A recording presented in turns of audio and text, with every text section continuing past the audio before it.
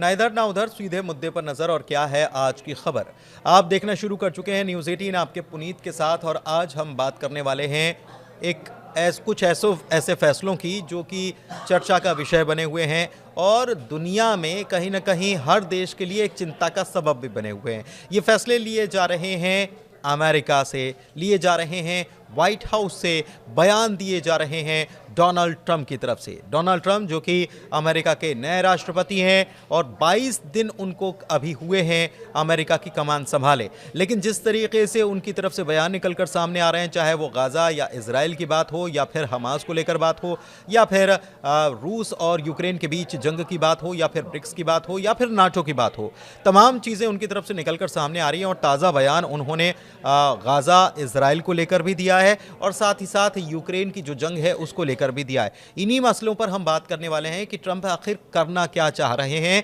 और उनके दिमाग में क्या कुछ चल रहा है, इसी को लेकर हम चर्चा करने वाले हैं। मेरे सहयोगी मेरे साथ मौजूद हैं, आनंद, सीधे उनके पास चलते हैं और ट्रंप के हालिया बयानों की बात करते हैं। सबसे पहले बात करते हैं इजराइल की और साथ ही साथ गाज़ा में जो फिलिस्तीनी हैं जिनको हटाने की बात हो रही है उनकी बात करते हैं। इसको लेकर क्या कुछ डोनाल्ड ट्रंप ने क्या कहा है और साथ ही क्या इसमें बदलाव आया है, नई चीज़ें क्या निकल कर आई हैं, बात करते हैं आनंद से। आनंद, बिल्कुल, देखिए अभी गाज़ा में क्या है कि लगातार गोलीबारी हुई है और गोलीबारी से कितने लोगों की मौत हो गई है आपको आंकड़ा पता होगा, आंकड़े लाखों में हैं। लेकिन जब से ट्रंप आए हुए हैं, ट्रंप के आने के एक दिन पहले से ही वहाँ पर हमले रोक दिए गए हैं, सीज फायर हो गया है। लेकिन सीज फायर के बाद भी कई तरीके का आरोप हमास लगा रहा है लगातार कि इजराइल की तरफ से लगातार हमला हो रहा है, गाज़ा पर हो रहा है, बाकी सारे इलाकों में भी हो रहे हैं। तो उसको लेकर के हमास ने क्या किया है, हमास ने एक अपना बयान जारी करता है और बोलता है कि मैं शनिवार को जो रिहाई करना था इजरायलियों हर को, शनिवार को रिहा कर रहे हैं कुछ हर शनिवार को, तो अब इस शनिवार को वो रिहा नहीं करेगा अगली सूचना तक। जिस पर ट्रंप का बयान आता है और ट्रंप एकदम गुस्से में लाल रहते हैं और बोलते हैं कि अगर हमास शनिवार को सभी इजरायलियों को 12 बजे तक रिहा नहीं करता है तो उसका परिणाम बहुत ही मतलब रविवार गंभीर होने वाला है, बहुत ही बुरा होने वाला है। लेकिन गाज़ा वाली बात क्या है कि गाज़ा से वो ट्रंप ने एक चीज़ और कही थी कि गाज़ा से फिलिस्तीनियों को हटाना है और परमानेंटली हटाना है। जॉर्डन की बात हुई थी, मिस्र की बात हुई थी कि वहां पर उनको रख दिया जाए। बिल्कुल, लेकिन ये भी एक चीज़ और, मैं यहाँ पर आप अपनी बात रखिएगा, लेकिन एक चीज़ और आनंद, ये भी उन्होंने कह दिया था कि ये अगर नहीं रखते हैं तो फिर अंजाम भुगतना पड़ेगा। हम इनको मदद जो देते आए वो मदद हम नहीं करने वाले, क्यों करें मदद, बिल्कुल, क्योंकि आप हमारी बात नहीं मान रहे। ये डोनाल्ड ट्रंप ने कहा था। अमेरिका लगातार यही बात बोलता है, कहीं भी उसको बोलना होता है तो सीधे वो बोल देता है कि मदद हम नहीं देंगे। यूक्रेन और में भी वो एक लाइन, हाँ, यूक्रेन हो चाहे फिर ये इजराइल हो, गाजा हो, जितने भी वो जहाँ पर भी वो सहयोग करता है डायरेक्ट ये बोलता है कि मदद करना बंद कर देंगे, जो कि ये बहुत बड़ा लाइन है और सीधे एक देश को गंभीर अवस्था में पहुंचा देता है। यूएसएआईडी जो है वो अभी कहीं नहीं दी जा रही, बंद कर दी गई है। हालांकि इसमें मिस्र और इजराइल को इससे अलग रखा गया है, लेकिन बाकी जगहों पर ये पूरी मदद रोक दी गई है और इससे कई देश परेशान भी हो गए कि ये मदद नहीं आ रही है तो फिर कहाँ से कैसे काम चलेगा। तो अमेरिका कुल मिलाकर जब से डोनाल्ड ट्रंप आए ना, वो दबाव बनाने का काम कर रहे हैं कहीं ना कहीं बाकी मुल्कों पर, वही अमेरिका फर्स्ट की नीति और मुखियागिरी दिखाने की कोशिश कर रहे हैं। लेकिन अब इसी पर इजराइल के प्रधानमंत्री जो हैं बेंजामिन नेतन्याहू, उनका बयान आता है। वो अपने सुरक्षा कैबिनेट मंत्रियों के साथ बैठक करते हैं और बैठक के बाद वो फैसला लेते हैं कि अगर जैसे क्या है कि उनका बयान है, बाकायदा मैं अगर कोट करूँ तो उन्होंने बोला है कि 4 जो रिहाई हो रहे हैं इजरायली, इस बार एक साथ सभी 74 जितने भी हैं जिसमें मृत भी शामिल हैं, उसी में सभी को एक साथ रिहा करिए। उनका ऐसा मतलब कि मतलब जो भी है फाइनल अभी कर दो इसी शनिवार को, क्यों, क्योंकि वो शनिवार का, रविवार का भी इंतजार नहीं करना चाहते हैं बेंजामिन नेतन्याहू। यही तो डोनाल्ड ट्रंप ने बात कही थी, लेकिन उन्होंने कहा था कि ये मेरा मानना है और यही बात जो है ये बेंजामिन नेतन्याहू भी कह रहे हैं। सबसे बड़ी बात यह कि बेंजामिन नेतन्याहू, डोनाल्ड ट्रंप की मीटिंग हुई थी और मीटिंग में बेंजामिन नेतन्याहू ने डोनाल्ड ट्रंप को क्या गिफ्ट किया था आपको मालूम है? पेजर गिफ्ट किया था और पेजर भी गोल्डन पेजर गिफ्ट किया था और इसमें सिग्नेचर किए गए और इसमें लिखा गया कि बेंजामिन नेतन्याहू वाकई में एक महान नेता है। डोनाल्ड ट्रंप ने इसको सिग्नेचर किया, तो ये बताता है कि कितनी प्रगाढ़ता, कितनी दोस्ती है। और ये मीटिंग जो हुई, दोनों नेता आपस में मिले तो क्या कुछ बातें हुई होंगी, क्या कुछ तय हुआ होगा कि हमको क्या प्लानिंग। बिल्कुल, बहुत सारी बातें हुई होंगी, सुरक्षा से संबंधित बातें हुई होंगी, लेकिन अभी जो ये इस 2 दिन के वर्तमान में जो बयानबाजी चल रही है उसको लेकर के गाजा में हलचल तेज हो गई। क्यों? क्योंकि गाजा में लोग वापस आ चुके हैं, आधे से ज़्यादा लोग वापस आ चुके हैं। तो अगर हमला चालू होता है रविवार को, तो उसमें मृतकों की जो संख्या है पिछले के मुताबिक अब आने वाले हमले में उससे अधिक हो सकती है। नहीं, लेकिन एक चीज़ और है कि आपको बताएं कि फ़िलिस्तीनियों को विस्थापित करने या वहाँ से हटाने की बात जो है, इसको लेकर कोई भी राज़ी नहीं है। जॉर्डन भी राज़ी नहीं था, मिस्र भी राज़ी नहीं है, उसने भी कह दिया कि हम अपनी यहाँ जगह नहीं देने वाले। इसके अलावा सऊदी अरब साफ तौर पर इसका विरोध दर्ज करा चुका है, तुर्की विरोध दर्ज करा चुका है, ईरान, इराक, ये सारे मुल्क जो हैं ये इसका विरोध दर्ज करा चुके हैं। और इस बीच ये डोनाल्ड ट्रंप ने कहा है कि ये ज़मीन जो है, गाज़ा की ज़मीन, यहाँ से फ़िलिस्तीनी हटेंगे तो यहाँ पर हम यहाँ पर ऐसी व्यवस्था जमाएंगे कि हम इसको रीडेवलप करने का काम करेंगे। जॉर्डन के किंग जो हैं, उन्होंने जॉर्डन के किंग दौरे पर हैं, अभी अमेरिका दौरे पे हैं। तो उन्होंने, उनकी जो मुलाकात हुई है ट्रंप से कल, तो उसमें उन्होंने एक ऐलान कर दिया है। पहले तो वो मना कर रहे थे कि हम फिलिस्तीनियों को अपने यहाँ जगह नहीं देंगे, लेकिन कल उन्होंने बहुत बड़ा ऐलान किया। उन्होंने कहा कि 2000 बच्चों को, गजा में जो 2000 बच्चे बीमार हैं ग्रसित तरीके से, उनको वो अपने यहाँ अपने देश में रखेंगे, उनका पालन पोषण करेंगे, उनका इलाज कराएंगे। एक तरीके से ये बहुत बड़ा बयान है। इस बड़ा बयान है तो ये 2000 बच्चे तो 2000 बच्चे यानी उनके परिजन, उनकी फैमिलीज। बिल्कुल। अब क्या है कि उसको लेकर के डोनाल्ड ट्रंप का बयान आता है। डोनाल्ड ट्रंप बोलते हैं कि ये बहुत ही सराहनीय है, लेकिन उन्होंने ये बोला है कि बाकी देशों को भी इस बयान को कोट करते हुए बाकी देशों को भी एक तरीके से सतर्क किए हैं कि जैसे जॉर्डन आया अभी अमेरिका में, और अमेरिका में आते ही अपने बयान को पलट दिया। जहां पर वो अपने देश में शरण नहीं दे रहा था, अब वो खुद ही लेके जा रहा है, अब वो भी बीमार बच्चों को। नहीं तो बीमार बच्चों को ले जाएंगे तो बीमार बच्चों के परिजन छोड़ थोड़ी देंगे, बीमार बच्चों के परिजनों को भी ले जाया जाएगा और वहीं पर इलाज कराया जाएगा। मतलब ये केवल बात इलाज करने तक की वाली बात नहीं है। आप इस बात को समझिए कि ये बयान जो है, ये बयान दिया गया तो उसके परिजन भी जाएंगे, बच्चे के परिजन भी जाएंगे, वहाँ इलाज किया जाएगा, वहाँ उनको बसाया जाएगा। यानी कि 2000 बच्चों के परिवार समेत उनको वहाँ पर बसाने के लिए जॉर्डन तैयार हो गया, और ये बहुत बड़ा डेवलपमेंट। अब ये तैयार कैसे हुआ? बस एक दम की कि अगर मदद नहीं करेंगे, अगर आप नहीं लेते हो तो मदद करना बंद कर देंगे। लेकिन एक चीज़ और है कि अमेरिका जिस तरीके से ये जो बात कह रहा है, क्या अभी बाकी मुल्क भी राज़ी होंगे? अमेरिका एक प्रेशर पॉलिटिक्स का भी खेल खेल रहा है और डोनाल्ड ट्रंप इस सब के पीछे और उनकी टीम जो है उसके पीछे काम कर रही है, क्योंकि जब वो राष्ट्रपति बने भी नहीं थे तब से उनकी टीम ने काम करना शुरू कर दिया था। बिल्कुल। तो ये तो अमेरिका, इजराइल, गाज़ा की बात हो गई, इसके अलावा फ़िलिस्तीनियों की बात हो गई और हमास की बात हो गई। लेकिन आने वाले वक्त में क्या इजराइल, जिसका जिक्र कर रहे थे कि वहाँ पर फिलिस्तीनी बड़ी संख्या में मारे जा सकते हैं अगर वहाँ पर युद्ध शुरू होता है रविवार से, तो लेकिन क्या ऐसी स्थिति जब बनेगी तो क्या बाकी मुस्लिम मुल्क जो हैं वो इस सबसे दूर रहने वाले हैं, इसमें इन्वॉल्व नहीं होंगे? ये एक बड़ा सवाल बना हुआ है, क्योंकि अब केवल हमास नहीं बल्कि हो सकता है कि फिलिस्तीनी जो हैं वो भी इस मामले में बढ़ चढ़कर इस युद्ध में हो सकता है कि शायद वो शामिल हो जाए, इसलिए क्योंकि अब जमीन की बात आ गई, उनकी जमीन की बात आ गई है। लेकिन अभी तक हिजबुल्लाह कहीं से भी इंटरफेयर नहीं किया है इस मामले को लेकर के। अभी तक कोई भी हिजबुल्लाह के नेता का बयान भी नहीं आया है कि उसमें कूदे। ईरान की तरफ से भी कोई बयान नहीं आया, हिजबुल्लाह की तरफ से भी कोई बयान नहीं आया, इसके अलावा लेबनान की तरफ से भी कोई बयान नहीं आया। सऊदी अरब ने ज़रूर कहा कि हम ये जो फ़िलिस्तीनियों का आप शिफ्ट करने की बात कर रहे हो, हम इससे बिल्कुल इत्तेफाक नहीं रखते हैं और इस बात का हम विरोध करते हैं, तो हम इसके खिलाफ खड़े रहेंगे। तुर्की की तरफ से भी ये कह दिया गया। खैर, इस बीच एक चीज़ और है, चलते हैं यूक्रेन और रशिया के बीच में जो वॉर चल रहा है इसको लेकर, उसको लेकर भी धमकी दी गई है और धमकी देते हुए ये कह दिया गया है कि हम तो मदद नहीं करने वाले, अगर हम मदद करेंगे तो इस शर्त पर करेंगे कि हमने अभी तक जो आपके लिए लगाया है हमारा कुछ तो आउटपुट निकले। ट्रंप का ये कहना है कि हमने इतना पैसा लगा दिया तो हमको कुछ मिलना भी तो चाहिए, और हमको कुछ मिलना चाहिए मतलब खनिज संपदा पर सीधे सीधे टारगेट है ट्रंप का। कहाँ की खनिज संपदा पर?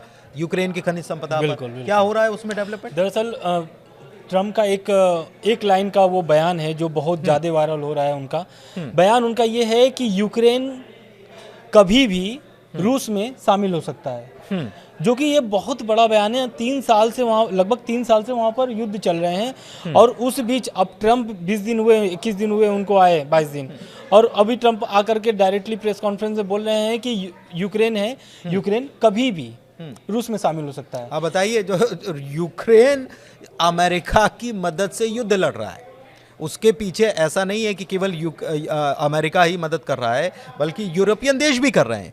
लेकिन यूक्रेन को जो मुख्य रूप से मदद कर रहा है वो अमेरिका, ब्रिटेन है, और अमेरिका कह रहा है कि यूक्रेन कभी भी रशिया में शामिल हो जाएगा।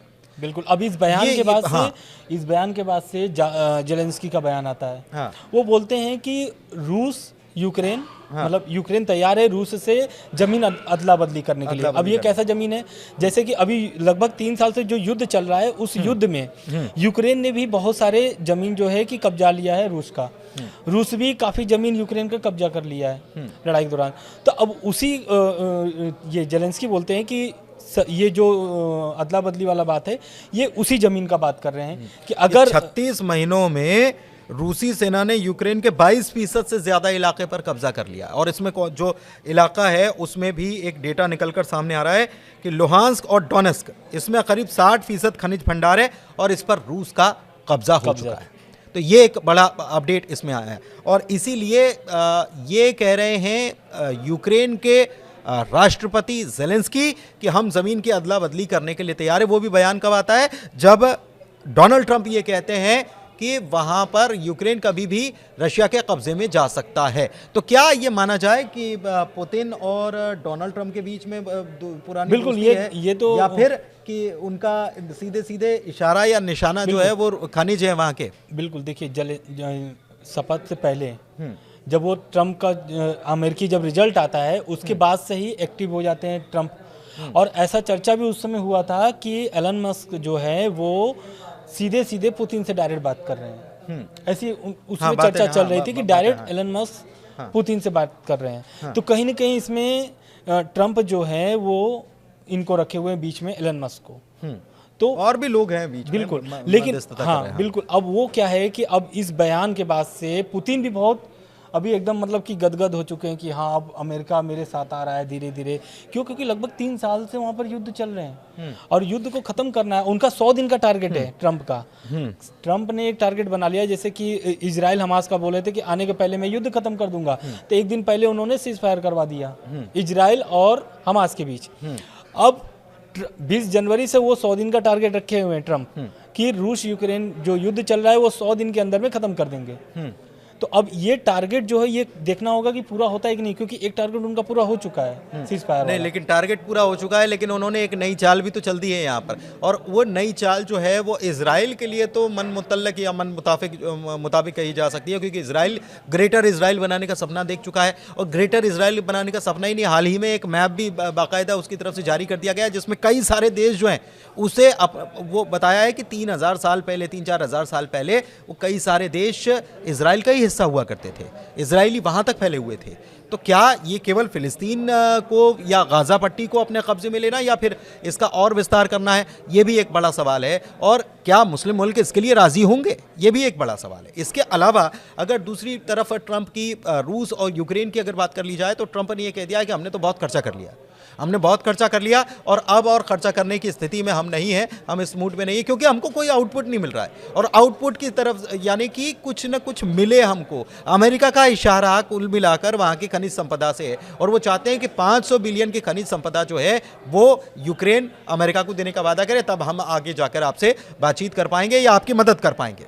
कुल मिलाकर मदद का भी मतलब ये है कि मदद कर पाएंगे तो युद्ध शांति की ही बात होगी, यहाँ पर युद्ध शांति हो जाएगी। हालांकि पुतिन इस बात को समझ रहे हैं कि ट्रंप का इशारा किस तरफ है। वो चाहते हैं कि वो खनिज संपदा अमेरिका के पास जाएगी तो अमेरिका माला माल होगा, और अगर रशिया जिसने कब्जा कर रखा है अगर रशिया के पास रहती है तो जाहिर सी बात है कि रशिया को इससे फायदा होने वाला है। तो ये सारी चीज़ें चल रही है। दूसरी तरफ नाटो को लेकर भी कह चुके हैं, चूंकि ये युद्ध जो है इसमें नाटो भी कहीं ना कहीं मदद तो कर ही रहा है। वो तो नाटो में शामिल होने के लेकर के पूरी युद्ध तो इसी के लिए हो रही है।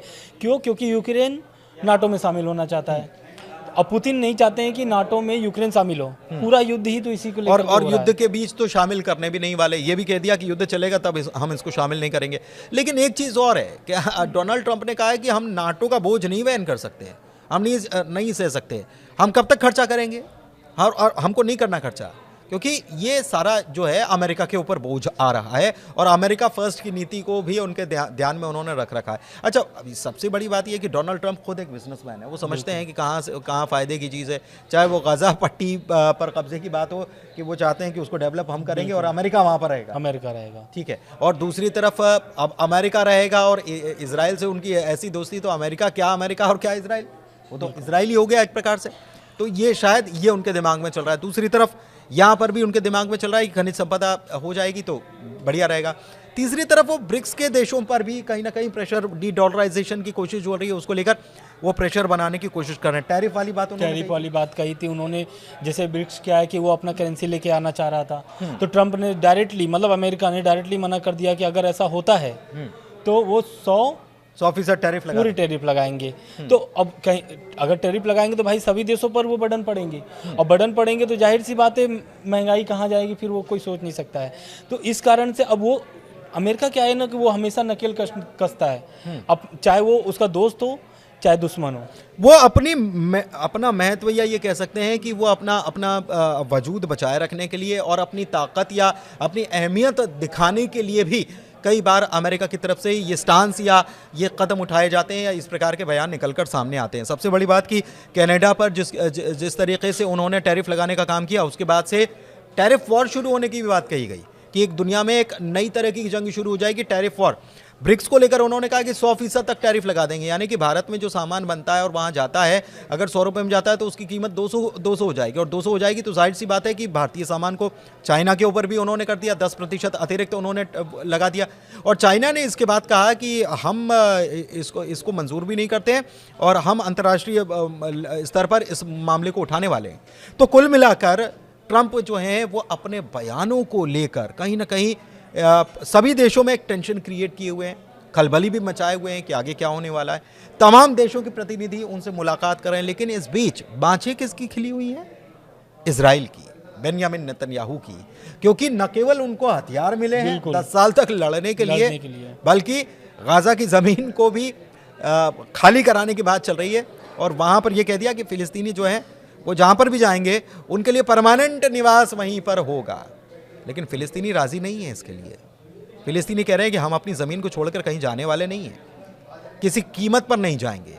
और अगर ऐसा होता है तो आने वाले वक्त में आनंद, दुनिया में एक नया बखेड़ा खड़ा हो जाएगा। और ये जो फ़िलिस्तीनी लगातार वापस आ रहे हैं, सबसे बड़ी टेंशन गाजा के लिए यही हो गई है कि अगर फ़िलिस्तीनी, क्योंकि उत्तरी गाजा में लगभग 70 से 80% वापसी हो चुकी है, और अब बात ऐसे चलने लगी, अगर शनिवार को हमास गलती कर देता है, गलती इन द सेंस कि अगर वो नहीं, लेकिन हमास को सपोर्ट मिल रहा है, बाकी देशों का सपोर्ट मिल रहा है, तो हमास भी अपने स्तर पर चीज़ें कर रहा है। अपने स्तर पर जो बयानबाजी हो रही है, या इजराइल के प्रधानमंत्री की तरफ से बयान आया कि आप कर देना वरना फिर देखना, तो वो वरना फिर देखना में अभी तो देखना होगा कि रविवार को क्या होता है। लेकिन हमास ऐसा नहीं लगता कि पीछे हटने के लिए तैयार है, राज़ी होने के लिए तैयार है। तो आगे परिस्थितियां जो हैं वो इतनी आसानी से सुलझने वाली नहीं है, बिल्कुल आसानी से सुलझने वाली नहीं है। और जिस तरीके से लगातार जो ट्रंप का बयान आ रहा है, हर दिन जो बयान आ रहा है, वो कहीं ना कहीं युद्ध को एक तरीके से भड़का रहा है। क्यों? क्योंकि अब जैसे अब जेलेंस्की दूसरे देशों की तरफ मुंह मोड़ेंगे कि भाई हमको कहीं से सहयोग मिल जाए। लेकिन जेलेंस्की ने एक चीज़ और है, जेलेंस्की ने इस बीच में फिर वापस हम उसमें चलेंगे, लेकिन जेलेंस्की ने कहा है कि ये गलतफहमी है कि अमेरिका के बगैर हम युद्ध में बहुत दिन तक डटे रह सकते हैं। यूरोपीय देश मदद कर रहे हैं, लेकिन गलतफहमी है ये कि अमेरिका का तो हमको साथ चाहिए ही चाहिए। उन्होंने भी दाना डाल दिया, हाँ बिल्कुल, ठीक है आप आ जाना, जो हमारी रक्षा करेगा हम उसको इन्वेस्ट कराने के लिए तैयार हैं, ये जेलेंस्की ने कह दिया है। तो आप देखिए बहुत सारी चीज़ें आने वाले वक्त में और भी सुलझेंगी और भी साफ तौर पर नजर आएंगी। अभी तो धुंधली नजर आ रही हैं, लेकिन बहुत जल्दी, चाहे वो गाजा की बात हो, इजराइल की बात हो, या फिर रूस और यूक्रेन युद्ध की बात हो, चीज़ें बहुत जल्दी साफ हो जाने वाली है। आज की चर्चा में इतना ही। धन्यवाद।